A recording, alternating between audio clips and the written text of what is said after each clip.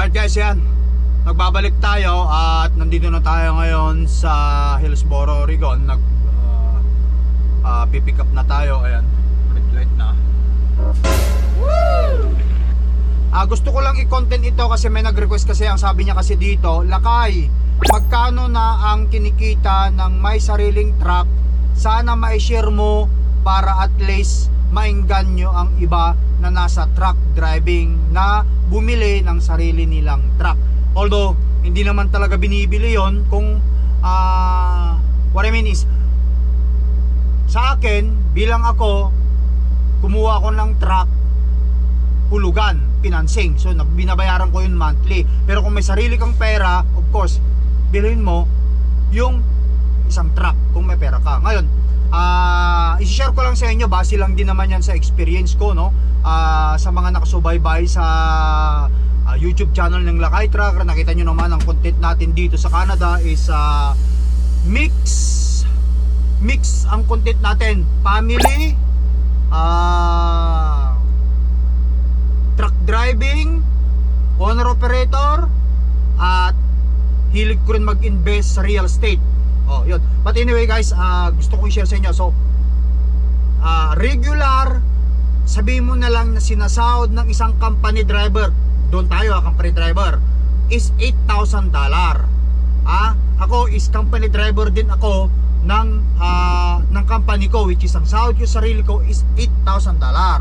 Ngayon, kukwentahin natin yung $8,000 na sinasahod ko, which is yan yung sinasahod ng regular company driver sa isang company na wala silang truck, which is yung hindi sila owner operator.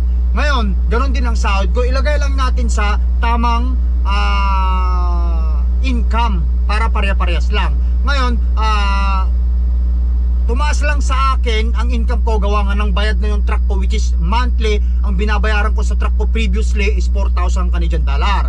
So $8,000, which is yung regular sahod ng company driver, i-plus natin ngayon yung $4,000 na ibinabayad ko sa truck ko is equivalent, guys, equivalent ng 12,000 Canadian dollar na ngayon ang naititik home ko gawa nga ng bayad na yung truck ko. I-multiply mo ngayon yan sa ang palitan ng Canadian dollar to peso is $43, so magiging 516,000 Philippine peso itong kita ko buwan-buwan. Buwan-buwan. Di ba? Paldo, ang dami talaga, ang laki kung iisipin mo. Pero don't get me wrong guys, don't get me wrong. Huwag muna kayong mag-iisip na ganun kalaki ang kinikita ng mga owner operator dito sa Canada na bayad ng truck. Syempre, nandito kami sa Canada, dito kami nakatira, at lahat ng galaw namin dito sa Canada, we spend Canadian dollar. So bawat kimbot, bawat galaw is Canadian dollar. Gasino lang din naman yung 12,000 Canadian dollar na kinikita mo sa loob ng isang buwan. Kaya yung mga iba, kapag nagkwenta sila, especially na sa Pilipinas, kapag iniisip nila na, laki pala ng kinikita nila kay trucker dun sa Canada, mag-Canada rin ako. Well, pwede nyong gawin yan. Pero syempre, pangunahan ko na kayo, lahat ng gastusin namin dito sa Canada is Canadian dollar. So yung 12,000 na income natin, which is naipatong lang yung bayad ng truck ko ngayon, diba? Magbabawas pa nga ako dyan actually ng mga pa-service ko, kung meron akong pa-service, yun. Usually yun talaga yung naititake home ng isang owner operator na bayad ng truck, at i-convert mo yan sa peso is 40, na ang palitan is 43 pesos, is equivalent 516,000. Sobra kalahating milyon ang kinikita ng isang owner operator na bayad ng truck dito sa Canada. Kung iisipin talaga, paldo talaga kung iisipin. Pero tulad nga sinasabi ko sa inyo, ang buhay namin dito, bawat galaw namin dito sa Canada is dollar din. Ngayon, kapag nakakita kayo ng isang truck driver or owner operator dyan na medyo maluwan na pamumuhay niya, is marunong lang silang humawak ng pera. Yung iba, kung nakikita nyo, bakit kasi ganito, wala man lang ako nakikita, hindi natin kasi alam kung anong sitwasyon ng isang tao at isang family, di ba guys? Hindi mo alam kung anong pinagdadaanan nilang mga finances nila.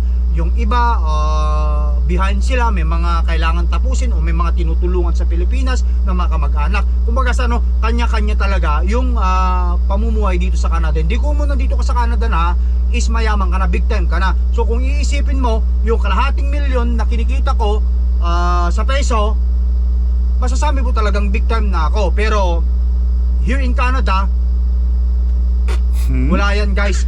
Kung iisipin mo, kasi lahat dito gastos, katulad ngayon, pataas na ng pataas ang ng bilihin, hindi na bumababa. Kaya wala na rin. Kaya eto, ang masasabi ko lang sa'yo, yung nagsabi sa akin, Mr. Daburbor, natawa naman ako sa'yo at Daburbor.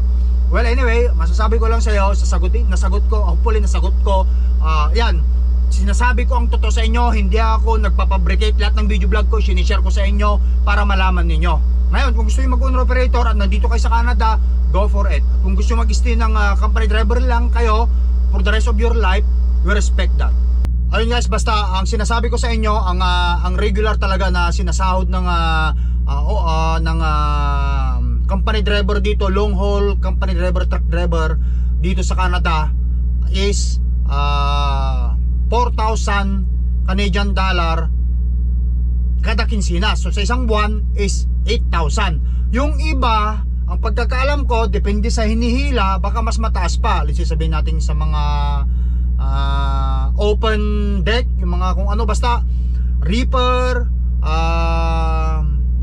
car hauling, at saka yung mga ibang mga klase ng mga division ng trucking. Kasi hindi lang naman katulad ko, kasi reaper lang ako, is yun talaga ang basic na sinasahod namin dito sa Canada bilang isang reaper driver, especially rito sa Torque. Kasi syempre matagal na rin naman ako dito sa Torque, almost 8 years na ako sa Torque, kasi nagsimula ako dito sa Canada na mag truck driver. 2 years ako sa Cisco, which is city driver, and then from there hanggang ngayon nandito na ako 2018 nagsimula ako sa Torque hanggang ngayon. So bale mag 8 years na ako sa Torque, na nagkaroon lang ng break yung pagtatrabaho ko sa Torque nung lumipat ako ng Trappers. Pero basic lang talaga na sinasahod ng isang company driver dito sa Canada na long haul truck driver is 8,000. So 4 kinsinas, 4 sa susunod na katapusan. Kinsinas katapusan, 4 bali 8 mil sa isang buwan. Yun lang. Yung iba talaga mas mataas pa. Doon lang ako sa may basic, para sa ganun is parehas lang. Kasi yun naman talaga ang sinasahod ko nung ako ay company driver. Nagdagdagan lang ngayon, gawa nga ng syempre owner operator na tayo. Ayan guys. Ayan. So, ayan guys, kung nagustuhan nyo yung explanation ko bilang owner operator dito sa ganitong situation, kasi nga ikinuntit lang natin, kindly share at always follow Lakay Trucker sa mga daily basis ng pagiging owner operator, truck driver, family, at iba pa dito sa Canada. Ayan guys, so aantayin ko lang ito, at pagkatapos nito lalarga na tayo. Kita-kita tayo sa Calgary ulit. Yes!